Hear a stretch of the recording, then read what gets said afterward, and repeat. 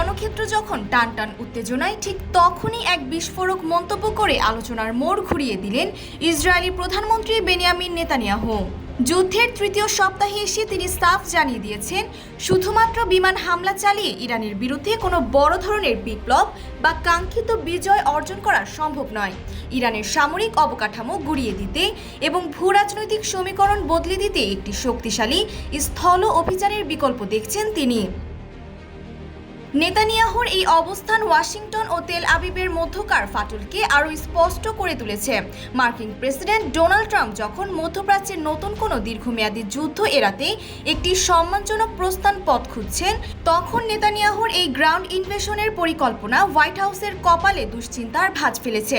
যুক্তরাষ্ট্রের কৌশল হল দূরপাল্লার ক্ষেপণাস্ত্র ও আকাশপথের হামলার মাধ্যমে ইরানকে দুর্বল করা, কিন্তু ইসরায়েলি নেতৃত্ব মনে করছে সরাসরি স্থল হস্তক্ষেপ ছাড়া প্রতিপক্ষের উপর পূর্ণ নিয়ন্ত্রণ প্রতিষ্ঠা অসম্ভব।